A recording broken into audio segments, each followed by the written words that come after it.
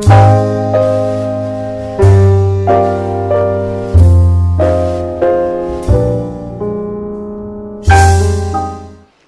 குட்டீஸ், எல்லாரும் எப்படி இருக்கீங்க? மார்னிங் எல்லாரும் ஃப்ரெஷ்ஷாக எனர்ஜெட்டிக்காக வந்திருக்கீங்க. பார்க்குறதுக்கு அவ்வளோ அழகாக இருக்குது. மிஸ் இப்போ நான் கிளாஸ் எடுக்க போகிறேன். யாரும் தூங்கக்கூடாது, பக்கத்தில் பேசக்கூடாது, அழகாக கவனிக்கணும். சரியா? படத்துக்கு போகலாமா குட்டீஸ்? இப்போ முதலாவதாக நம்ம பார்க்க போகிறது உயிரெழுத்துக்கள். எங்கே திரும்ப சொல்லுங்கள். உயிரெழுத்துக்கள். உயிரெழுத்துக்களில் மொத்தம் 12 எழுத்துக்கள் இருக்குது. எத்தனை எழுத்துக்கள் இருக்குது? 12 எழுத்துக்கள் இருக்குது. இப்போ நம்ம உயிரெழுத்துக்கள் ஒன்று ஒன்றா பார்க்கலாமா? முதலாவது நம்ம பார்க்க போகிற உயிரெழுத்து அ. முதலாவது உயிரெழுத்து அ. இப்போ இது ஆ, இது ஆ. அடுத்தது இ. அடுத்த உயிரெழுத்து இ. இப்போ நம்ம பார்க்குறது ஈ. இது ஈ. இது உ. இது உ. அடுத்தது ஊ. இது ஊ. இப்போ நம்ம பார்க்குற உயிரெழுத்து ஏ. இது ஏ. அடுத்தது ஏ. அடுத்தது ஏ. இப்போ நம்ம பார்க்குற எழுத்து ஐ. இது ஐ. அடுத்தது ஓ. இது ஓ. இப்போ நம்ம பார்க்குற எழுத்து ஓ. இது ஓ. அடுத்து இப்போ நம்ம பார்க்குற எழுத்து ஔ. இது ஔ. குட்டீஸ், இப்போ நாம் உயிரெழுத்துக்களில் 12 எழுத்துக்களையும் பார்த்துட்டோம். இப்போ நாம் 12 உயிரெழுத்துக்கள் பார்த்தாச்சு. இப்போ அதுக்குரிய உதாரணம் ஒன்றா பார்க்கலாமா? முதலாவது அ. ஆக்கு உதாரணம் அணில். சொல்லுங்க, அணில். இப்போது அணில் நாம் எல்லாரும் பார்த்துருக்கோம் இல்லையா? அணில் எங்கெல்லாம் இருக்குது?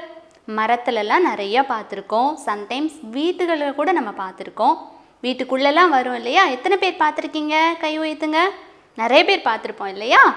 ஸோ ஆக்கு உதாரணம் அணில். இரண்டாவது உயிரெழுத்து ஆ. ஆக்கு உதாரணம் ஆடு.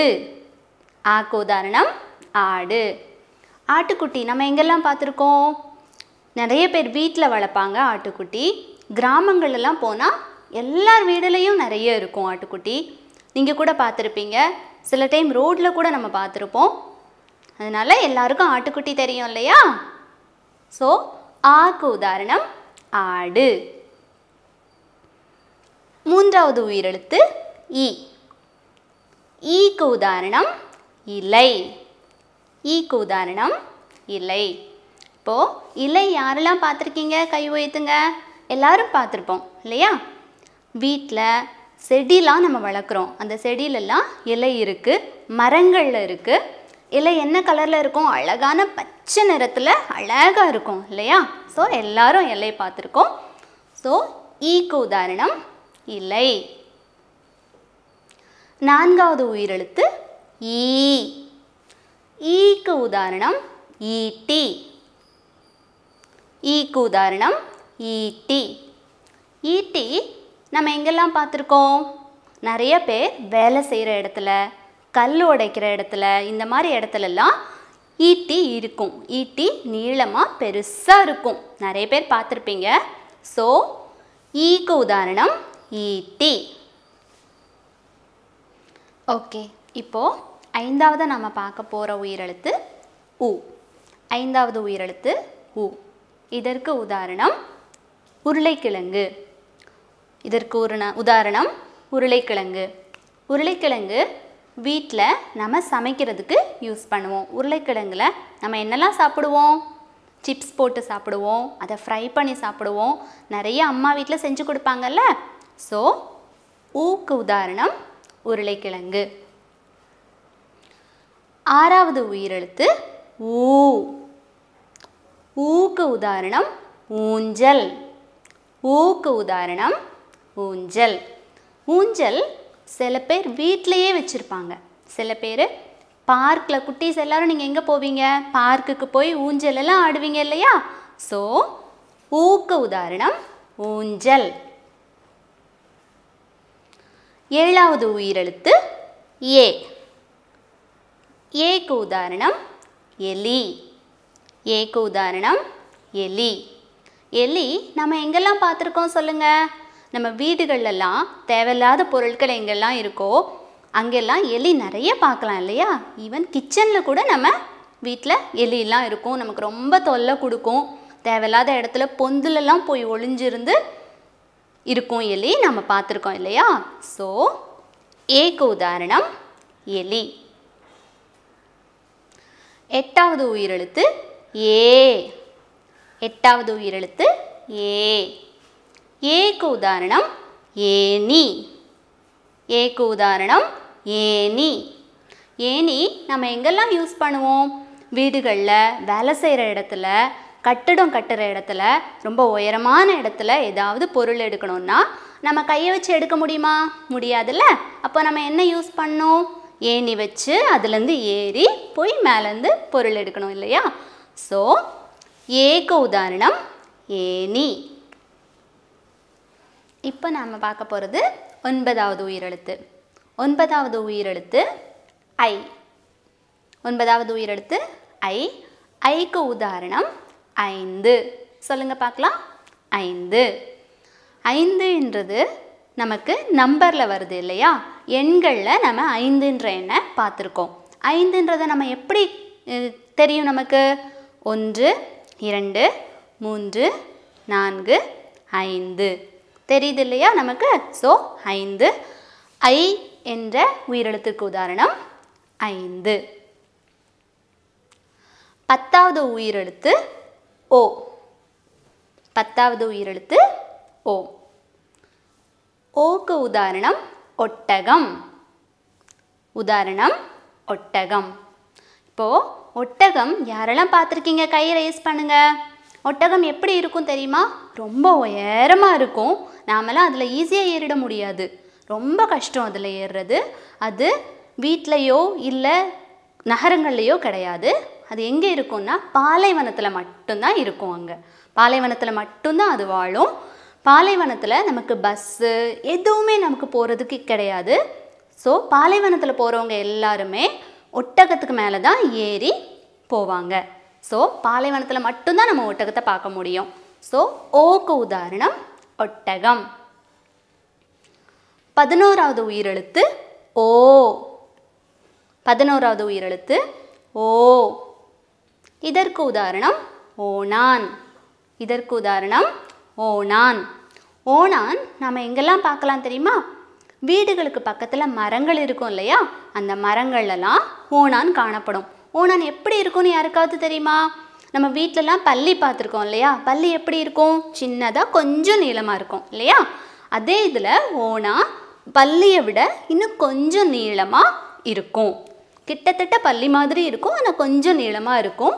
ஓணான் நம்ம எல்லாரும் பார்க்க முடியும். வீட்டு பக்கத்தில், வீட்டில் கூட கிட்டத்தட்ட வீட்டு சுவர்லலாம் நம்ம பார்க்க முடியும். ஸோ ஓக்கு உதாரணம் ஓணான். 12வது உயிரெழுத்து ஔ. 12வது உயிரெழுத்து ஔ. இதற்கு உதாரணம் ஔவையார். ஔவையார்ன்றவங்க பழைய காலத்தில் இருந்த ஒரு தமிழ் புலவர் என்று சொல்லலாம். தமிழ் பாடல்களெல்லாம் அவங்க நிறைய எழுதியிருக்காங்க. உங்களுக்கு இப்போ தெரியலனா கூட நீங்கள் பின்காலத்தில் பெரிய பிள்ளைங்களாகும்போது அவங்களோட பாடல்களெல்லாம் உங்களுக்கு நிறைய வரும். புத்தகத்தில் நீங்கள் படிக்கலாம். ஸோ ஔக்கு உதாரணம் ஔவையார். இப்போது குட்டீஸ் நாம் 12 உயிரெழுத்துக்களும் உதாரணத்தோடு நம்ம பார்த்து முடிச்சாச்சு.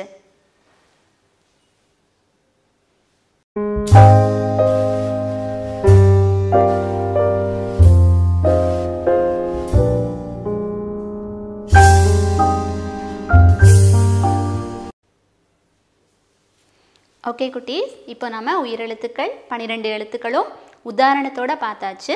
இப்போ நாம் அதில் ஒவ்வொரு எழுத்துக்களும் எப்படி எழுதலான்றதை பார்க்கலாமா? கவனிங்க. முதலாவது உயிரெழுத்து அ.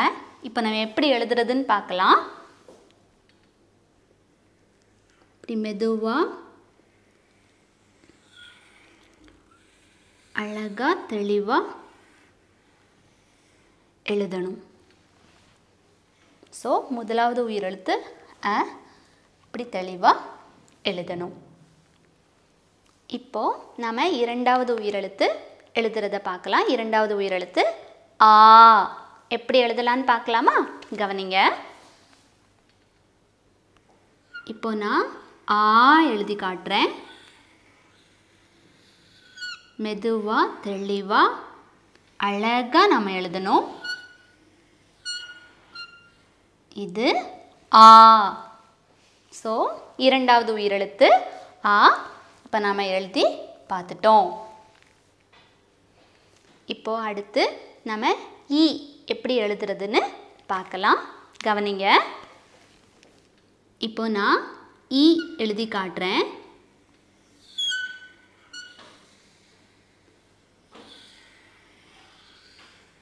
இதுதான் ஈ. தெளிவாக அழகாக எழுதணும். இப்போது நாம் ஈ எழுதி பார்த்துட்டோம். இப்போது அடுத்து நாம் ஈ எப்படி எழுதுறதுன்னு பார்க்கலாமா? கவனிங்க. இப்போ நான் ஈ எழுதி காட்டுறேன் உங்களுக்கு.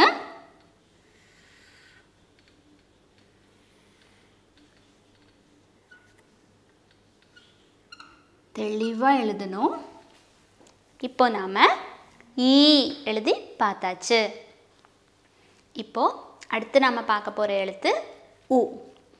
உ எப்படி எழுதுறதுன்னு பார்க்கலாமா? கவனிங்க.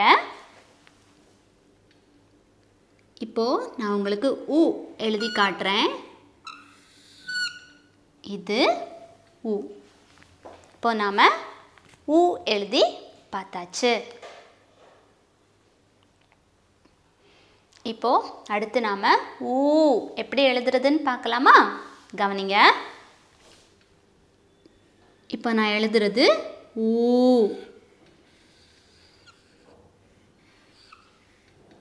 இது ஊ. இப்போ நாம் ஊ எப்படி எழுதுறதுன்னு பார்த்துட்டோம்.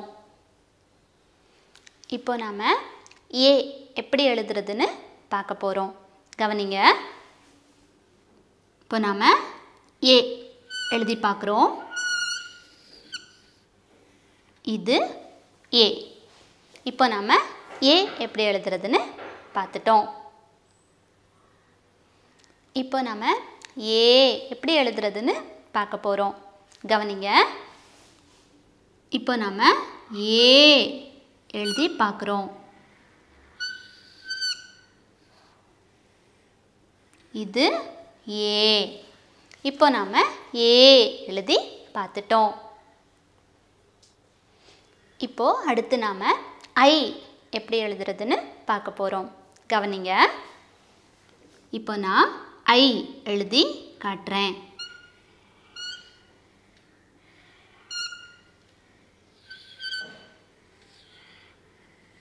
இது ஐ. இப்போ நாம் ஐ எழுதி பார்த்துட்டோம். இப்போ நாம் அடுத்தது ஓ எப்படி எழுதுறதுன்னு பார்க்க போகிறோம். கவனிங்க. இப்போ நாம் ஓ எழுதி பார்க்க போகிறோம்.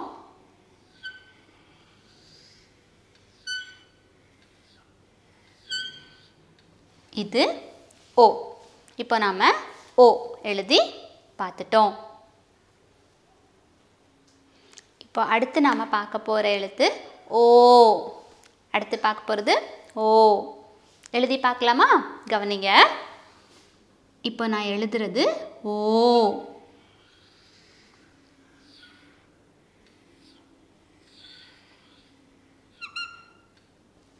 இது ஓ. இப்போ நாம் ஓ எழுதி பார்த்துட்டோம். இப்போது அடுத்து நம்ம பார்க்க போகிற எழுத்து ஔ. இப்போ நாம் ஔ எப்படி எழுதுறதுன்னு பார்க்கலாமா? கவனிங்க. இப்போ நான் உங்களுக்கு ஔ எழுதி காட்டுறேன்.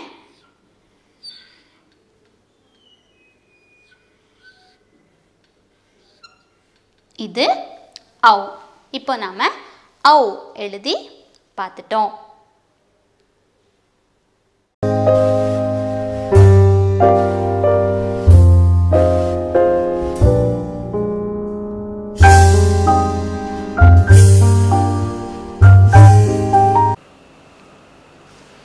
ஓகே குட்டீஸ், இப்போ நாம் உயிரெழுத்துக்கள் 12 எழுத்துக்களையும் பார்த்துட்டோம், எடுத்துக்காட்டோடு பார்த்துட்டோம், அதை எழுதி கூட நம்ம பார்த்துட்டோம் நல்லா இல்லையா?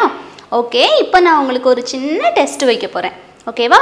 அந்த உயிரெழுத்துக்கள் 12லையும் ஒவ்வொரு எழுத்தாக நான் உங்களுக்கு இப்போ இங்கே காட்டுவேன். அதில் கரெக்டாக நீங்கள் இந்த எழுத்து அப்படின்னு சொல்லிடணும். ஓகேவா? கவனமாக பாருங்கள். ஓகே, இப்போ பாருங்கள், இது என்ன எழுத்து? கரெக்டாக சொல்லுங்கள். S, good. ஓகே, இது ஆ.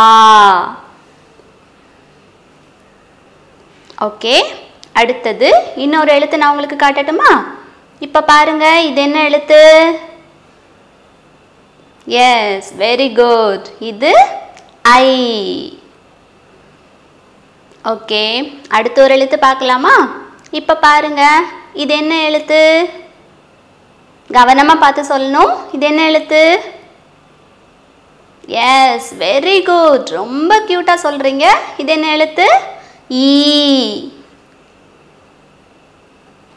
ஓகே, அடுத்த ஒரு எழுத்து காட்டுறேன், கவனமாக பார்த்து சொல்லுங்க. இப்போ பாருங்க, இது என்ன எழுத்து?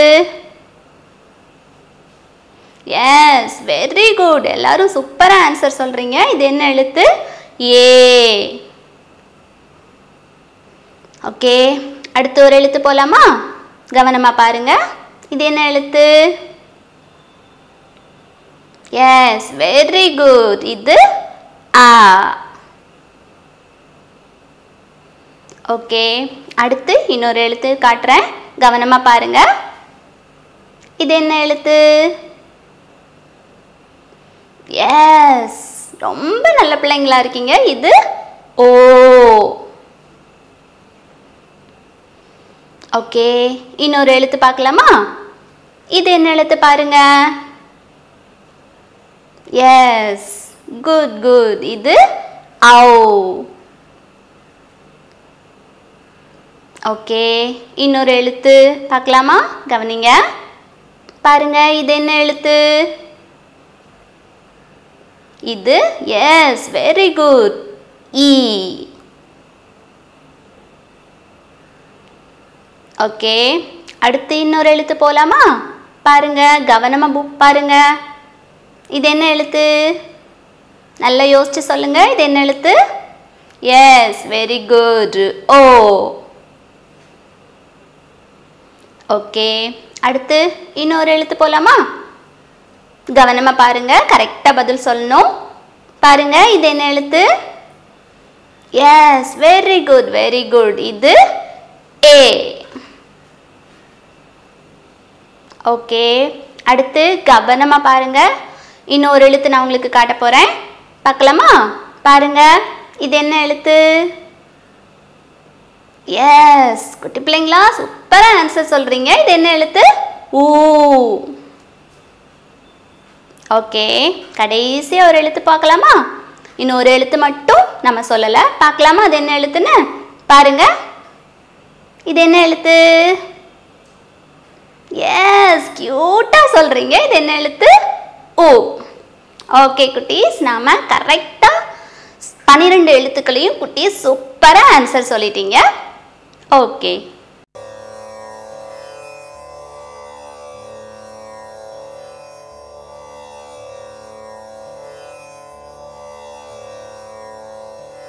அகர முதல எழுத்தெல்லாம் ஆதி பகவன் முதற்றே உலகு. தமிழ் எழுத்துகளில் முதல் எழுத்து ஆ என்பதாகும். அதுபோன்றே இந்த உலகத்தில் முதன்மையாக இருப்பவன் கடவுள். எனவே கடவுளை வணங்கி நம் செயல்களை தொடங்க வேண்டும். பெபிள்ஸ் தமிழ்.